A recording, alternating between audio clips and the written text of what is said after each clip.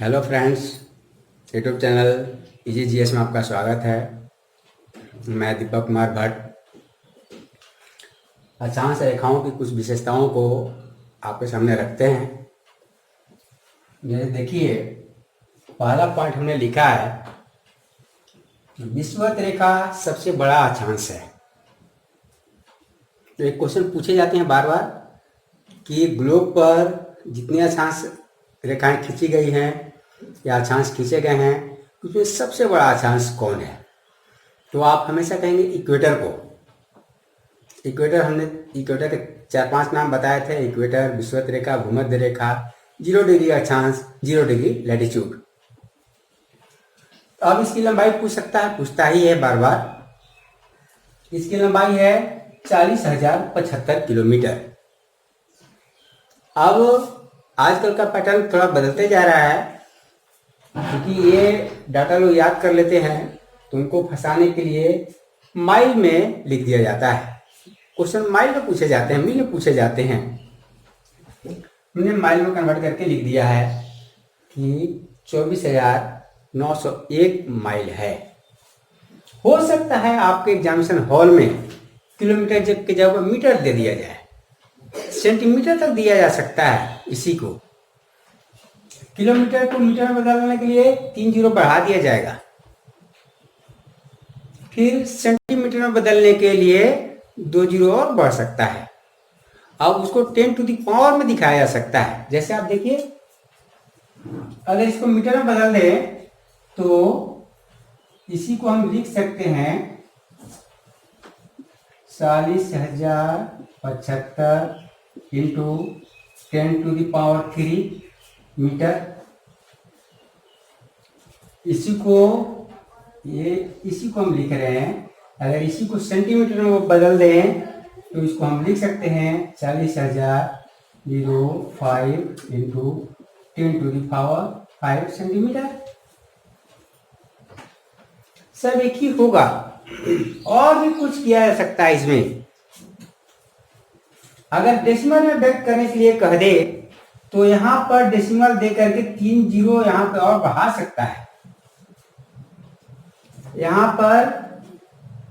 पर अगर डेसिमल दे देंगे, यहां पे अगर हम डेसिमल देते हैं, जैसे देखिए 40,000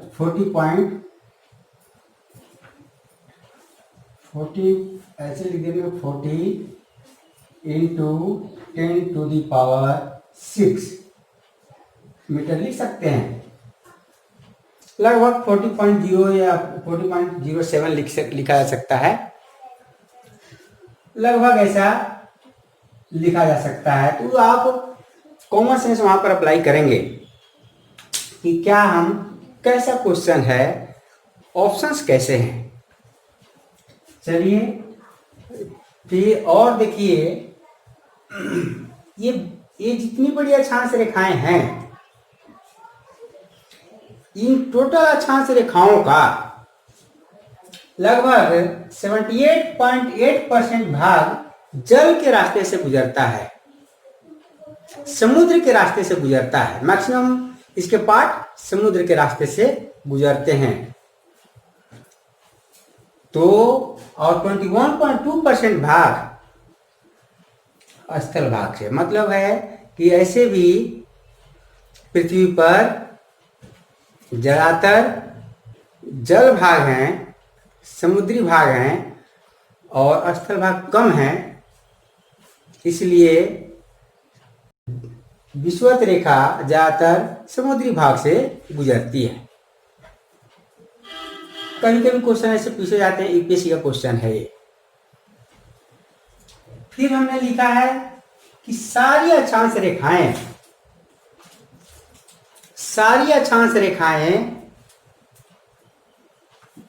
समानांतर हैं, एक दूसरे के पैरेलल हैं। जैसे आप देखिए, यहाँ पे मैंने अगर अक्षांश रेखा, एक ग्लोब हमने बनाया और यहाँ पर इक्वेटर बनाया, यह है इक्वेटर, तो इसी के पैरेलल, इसी के समानांतर सारी अक्षांश रेखाएं खींची गई है। जैसे ऐसे ये सारी समानांतर रेखाएं हैं, ये कहीं भी किसी से मिलती नहीं है। अगर क्वेश्चन घुमा करके पूछा जाए कि कर्क रेखा, जैसे कर्क रेखा मतलब 23.5 डिग्री, मान लीजिए सपोज कीजिए यह है यह कर्क रेखा, कर्क रेखा, और ये हो गया इक्वेटर। अगर ये दे दिया जाए कि कर्क रेखा और विषुवत रेखा आपस में कहाँ मिलती है, 4 ऑप्शन में डाल दिया है, 3 ऑप्शन में डाल दिया है, चौथा में डाल दिया है, इनमें से कहीं नहीं, तो आप उस पर हमेशा गौर करेंगे कि कहीं नहीं मिलेगी। कोई भी अक्षांश रेखाएं एक दूसरे से कहीं नहीं मिलेगी। क्यों? क्योंकि वो समानांतर है, पैरेलल है, all equal, all latitude are equals.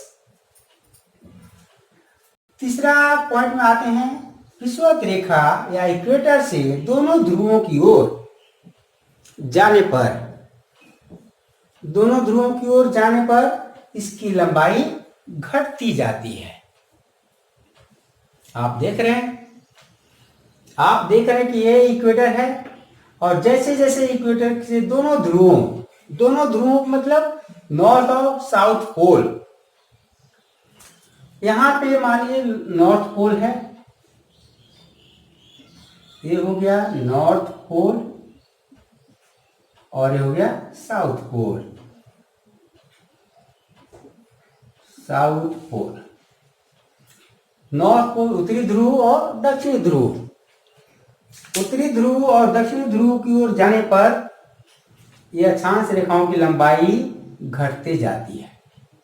देख लीजिए घट रही है, और घटते घटते पोल के पास आकर ये लगभग 0 किलोमीटर हो जाती है। लगभग 0 किलोमीटर बोल रहे हैं, बिल्कुल 0 नहीं, लेकिन पृथ्वी के परिप्रेक्ष्य में, पृथ्वी के कंपैरिजन में 0 ही माना जाएगा। मान लीजिए समुद्र में से एक ड्रॉप, एक बूंद आपने पानी निकाल लिया, तो उस पानी का कोई वैल्यू नहीं हो जाता है।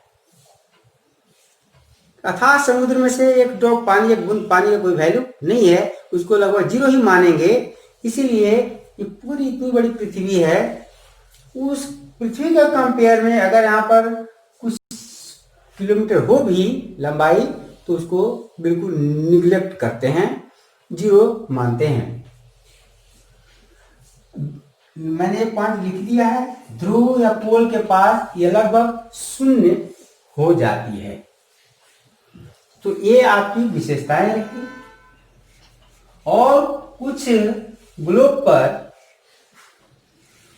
इंपॉर्टेंट रेखाएं खींची गई हैं या मानी गई है।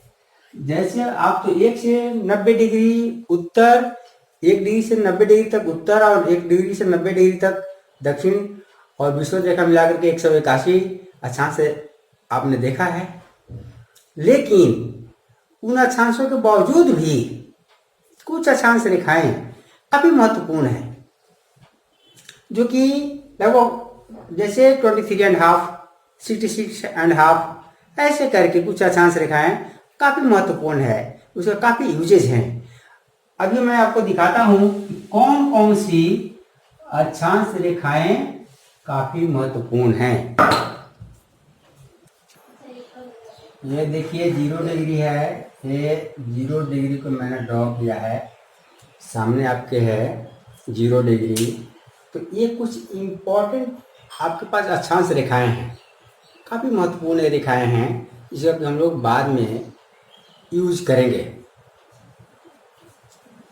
तो इक्वेटर 0 डिग्री को कहते हैं इक्वेटर, जैसा कि पहले भी हमने लिखा, कई बार लिखा है कि 0 डिग्री को इक्वेटर कहते हैं, अर्थात भूमध्य रेखा कहते हैं, उसी को विषुवत रेखा भी कहेंगे। तो 0 डिग्री है, इक्वेटर है। ये कहाँ पे खींची गई है? ग्लोब के बिल्कुल बीचों बीच खींची गई है। हमने यहाँ पे ड्रॉ किया है, पूरा एक ग्लोब है, ग्लोब के बीचों बीच विषुवत रेखा को हमने खींचा 0 डिग्री। फिर 23.5 डिग्री नॉर्थ, 23.5 डिग्री नॉर्थ को ड्रॉ किया। 23.5 डिग्री नॉर्थ को कहते हैं ट्रॉपिक ऑफ कैंसर या कर्क रेखा। यही रेखा जो इतनी महत्वपूर्ण रेखा है, पूरे ग्लोब पर खींची गई है, जो कि भारत से भी, भारत के लगभग बीचों बीच गुजरती है। ये रेखा जो है भारत के लगभग बीचों बीच गुजरती है, भारत से गुजरती है, भारत के, हाँ, भारत से बीचों बीच गुजरती है, बीचों बीच गुजरती है।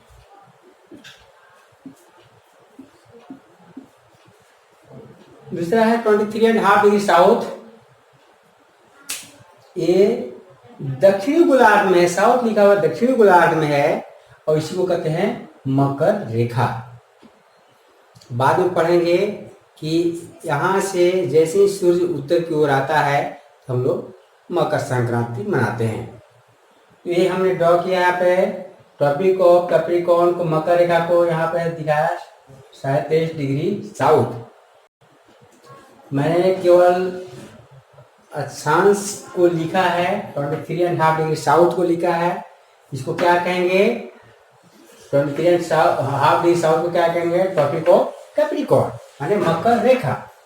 तो याद रखिएगा 23.5 डिग्री उत्तरी अक्षांश को कर्क रेखा कहेंगे और 23.5 डिग्री दक्षिणी अक्षांश को मकर रेखा कहेंगे। फिर एक इंपॉर्टेंट लाइन आती है 66 डिग्री, 66 डिग्री, 66.5 डिग्री नॉर्थ। ये भी काफी महत्वपूर्ण है, जो कहते हैं आर्कटिक सर्कल, आर्कटिक वृत्त। आर्कटिक वृत्त हमने लिखा है और आर्कटिक वृत्त का नाम आर्कटिक वृत्त क्यों पड़ा, क्योंकि वहां से आर्कटिक ओशियन, आर्कटिक महासागर शुरू हो जाता है। उसी रेखा पर आर्कटिक महासागर स्थित है। 66 डिग्री साउथ माने अंटार्कटिक सर्कल, अर्थात अंटार्कटिक वृत्त, अंटार्कटिक वृत्त से ही, अंटार्कटिक वृत्त से ही, अंटार्कटिक वृत्त जो है ये अंटार्कटिक महादेश से गुजरता है, अंटार्कटिक महादेश से गुजरता है। तो आप जैसा कि जानते होंगे कि महादेश और महासागर के बारे में जानते होंगे, कितने महासागर कितने महादेश अभी लिख ही देते हो, क्योंकि बचपन में जब आपने पढ़ा है हो सकता भूल गए हों। अंटार्कटिक वृत्त से, चूंकि अंटार्कटिक महादेश से सर्कल गुजरता है, गुजरती है, इसलिए इसे कहते हैं अंटार्कटिक वृत्त। और इंपॉर्टेंट रेखा 90 डिग्री नॉर्थ माने 90 डिग्री उत्तरी अक्षांश, इसे नॉर्थ पोल कहते हैं, अर्थात उत्तरी ध्रुव भी कहते हैं। फिर है 90 डिग्री साउथ मतलब साउथ पोल, इसको दक्षिण ध्रुव भी कहते हैं। तो फ्रेंड्स, आपको जब भी आप पढ़ेंगे तो ये सारे नामों में से कोई भी नाम रिपीट होगा, उसी में कंफ्यूजन हो जाता है। कहीं जैसे बातचीत में कहेंगे उत्तरी पोल, नॉर्थ पोल पे जाना है, नॉर्थ पोल पे जो भी घटनाएं घटी तो उसके बारे में बोलेंगे नॉर्थ पोल। आप समझ जाएंगे 90 डिग्री नॉर्थ के बारे में चर्चा हो रही है, दैट मीन्स यहाँ के बारे में चर्चा हो रही है। कहीं मकर रेखा के बारे में जब चर्चा होगी, आपके दिमाग में हमेशा दौड़ना चाहिए कि 23.5 डिग्री साउथ के बारे में चर्चा हो रही है। कर्क रेखा के बारे में चर्चा होगी, आपको याद रखना होगा कि 23.5 डिग्री नॉर्थ के बारे में चर्चा हो रही है, माने 37 डिग्री उत्तर के बारे में चर्चा हो रही है, 37 डिग्री उत्तरी अक्षांश के बारे में चर्चा हो रही है। तो ये सारी इंपॉर्टेंट रेखाएं हैं। चलो आप देख लेते हैं महासागर और महादेश हमारे ग्लोब पर कितने हैं। तो आइए देखते हैं। तो ये देखिए हमने ड्रॉ किया है महादेश, 7 कंटिनेंट हैं, 7 महादेश हैं पूरे ग्लोब पर। और इसी में से एक 5वां नंबर पर जो अंटार्कटिका महादेश है, अंटार्कटिका कंटिनेंट है, उसी के नाम पर आपको याद होगा कि 66 डिग्री साउथ खींचा गया है, उसी के नाम पर उसका नाम रखा गया है। इसीलिए उसको कहते हैं अंटार्कटिका सर्कल, अंटार्कटिक वृत्त। तो देखिए, अब चूंकि अंटार्कटिक वृत्त अंटार्कटिक महादेश के नाम पर रखा गया है, इसलिए हमने सारे महादेश का भी डिस्कशन कर दिया। हो सकता है आप बचपन में पढ़े होंगे ही, और पढ़े होंगे तो भूल गए होंगे। अब जरा देख लें कि सबसे बड़ा महादेश है कौन, और अंटार्कटिका महादेश का नंबर 5वां है। तो और सभी महादेश को देखिए, नंबर 1 एशिया महादेश। भारत एशिया महादेश में ही स्थित है, सब लोग जानते हैं। एशिया महादेश पूरे ग्लोब पर कितना परसेंट लैंड कवर करता है, कितना परसेंट जमीन उसके अंतर्गत आता है। अभी आपको मैप से भी दिखाएंगे कि एशिया महादेश कितना परसेंट कवर करता है। पहले भी एक बार दिखाए थे, लेकिन देखिए हमने डाटा लिख दिया है। एशिया महादेश लगभग 30%, लगभग 30.5% जमीन, पूरा ग्लोब का जमीन एशिया महादेश में स्थित है। अगर एरिया वाइज करें तो देखें 4.5 crore kilometre square, 4.5 crore kilometre land portion Asia महादेश में पड़ता है। बहुत बड़ा रोल है, बहुत बड़ा परसेंटेज है इसका। दूसरा नंबर पे एरिया वाइज, हमने एरिया वाइज लिखा है।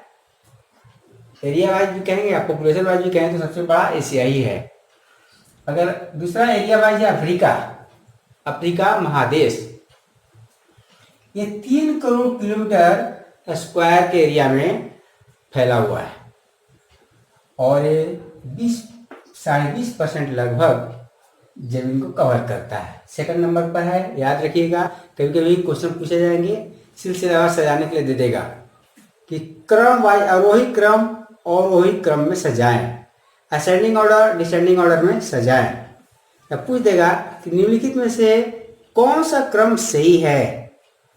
क्षेत्रफल के अनुसार एरिया वाइज कॉन्टिनेंट या महादेश जो हैं वो कौन सा क्रम इनका सही है, उसमें आपको याद रखना होगा।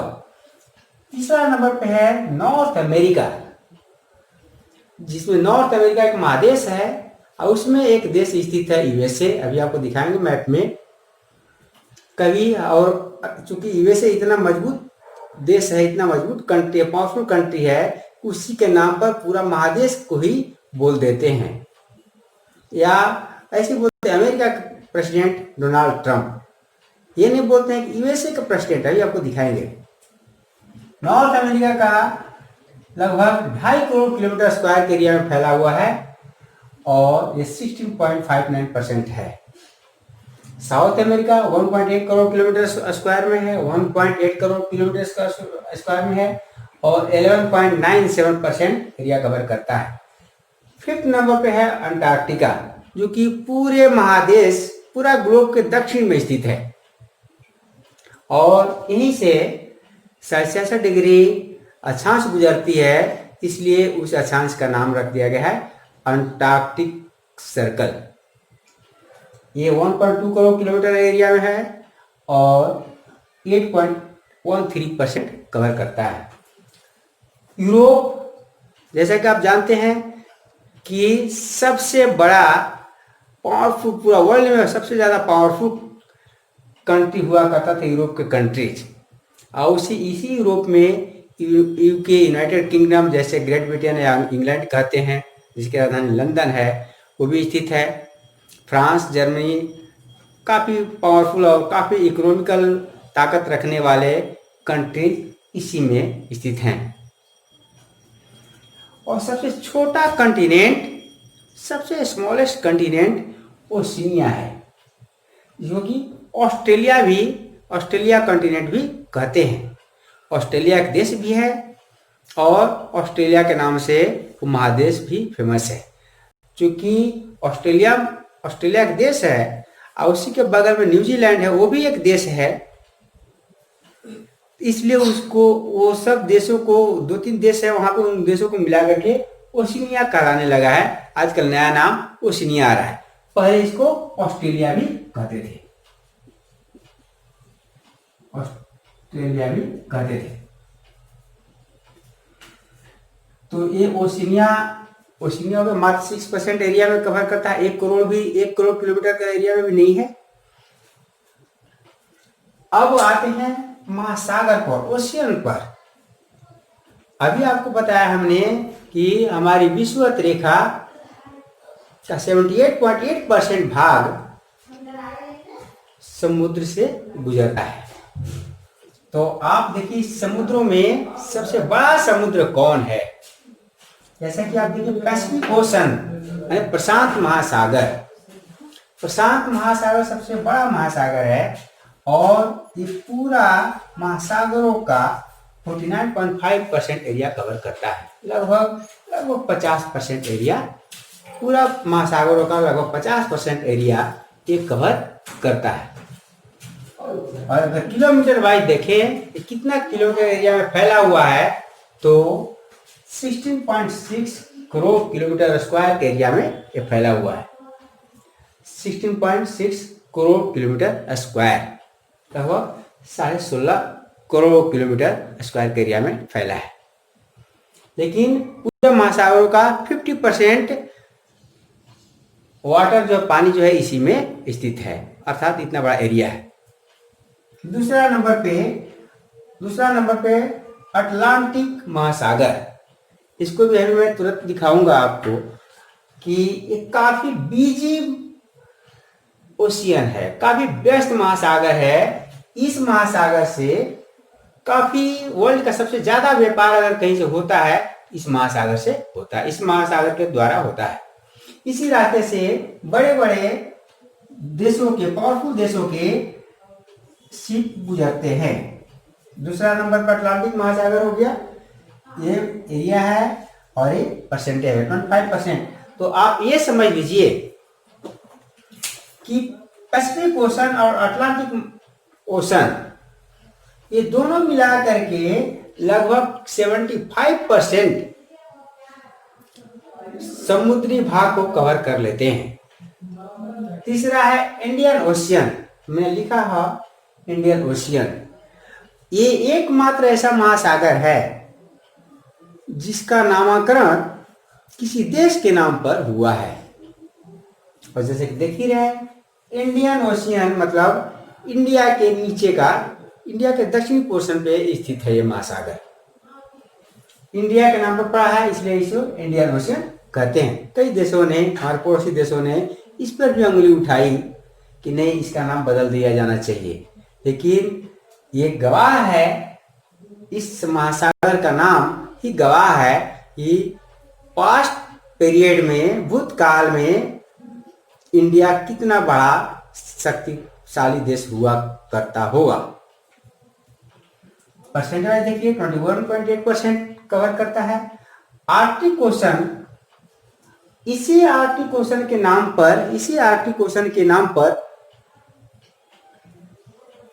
आर्कटिक सर्कल का नाम पड़ा है, अर्थात आर्कटिक सर्कल, आर्कटिक अक्षांश इसी महासागर से होते हुए गुजरती है।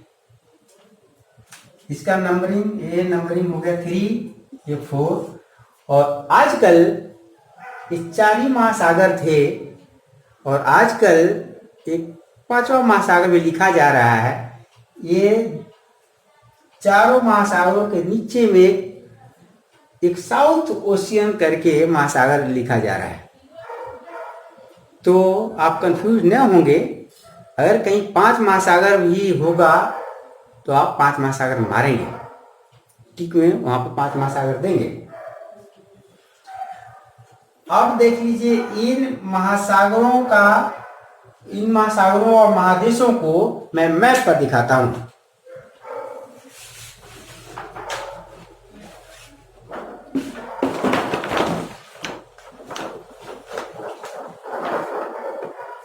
ये देखिए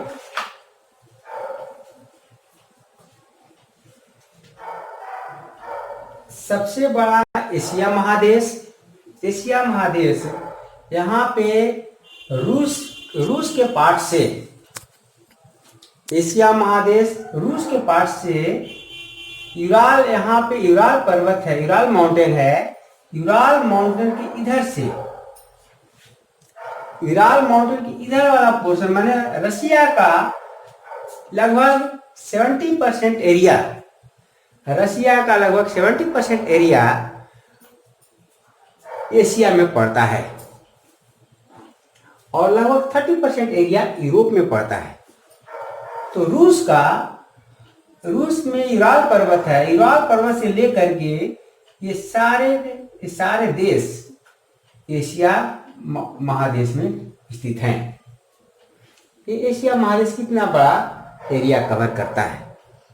सेकंड नंबर पर हमने बताया था नॉर्थ अमेरिका। देखिए यहाँ पे नॉर्थ अमेरिका है, ये पोर्शन नॉर्थ अमेरिका का यहाँ तक है, यहाँ तक नॉर्थ अमेरिका का क्षेत्र है। सेकंड नंबर पे नॉर्थ अमेरिका। थर्ड नंबर पे आप देख लीजिए यहाँ पे सेकंड नंबर पे अफ्रीका, यहाँ इतना बड़ा एरिया है। थर्ड नंबर पे नॉर्थ अमेरिका। फोर्थ नंबर पे देखिए साउथ अमेरिका, ये साउथ अमेरिका है, ये साउथ अमेरिका है। फोर्थ नंबर 5 नंबर पे आप जाते हैं तो अंटार्कटिका है, इतना बड़ा, ये साउथ में पोर्शन है अंटार्कटिका का, ये पूरा अंटार्कटिका का है। यहाँ पे साउथ, यहाँ पे अंटार्कटिका है, यहाँ पे देखिए लिखा हुआ है अंटार्कटिका।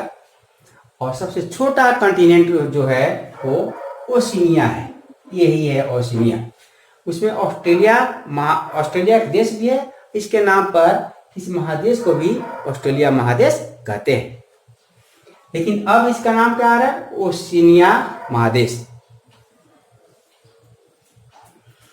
तो अब महासागर को अगर देखें तो सबसे बड़ा महासागर कौन था, पैसिफिक ओशन, प्रशांत महासागर। प्रशांत महासागर यहाँ पर देखिए America, north America, south America के पश्चिम में स्थित है प्रशांत महासागर। और इसी का कुछ पोर्शन, क्योंकि पृथ्वी गोल ही है, पृथ्वी गोल है, ये पूरा मैप सटा हुआ था, इसी को खोला हो गया है, तो ये पैसिफिक ओशन का कुछ पार्ट इधर भी दिखाई आपको देगा। तो आप कभी भी कंफ्यूज ना होंगे कि प्रशांत महासागर इधर भी है और उधर भी है, क्यों? क्योंकि ये पूरा ग्लोब एक दूसरे से जुड़ा हुआ है। दूसरा है अटलांटिक महासागर। अटलांटिक महासागर यहाँ पे देखिए, अटलांटिक महासागर, अटलांटिक महासागर के पश्चिम में नॉर्थ अमेरिका और साउथ अमेरिका है और पूरब में यूरोप और अफ्रीका है। ये काफी व्यस्त महासागर है, क्योंकि सारी बड़ी शक्तियां, सारी डेवलप कंट्रीज इसी महासागर के पूर्वी तट और पश्चिमी तट पर स्थित हैं।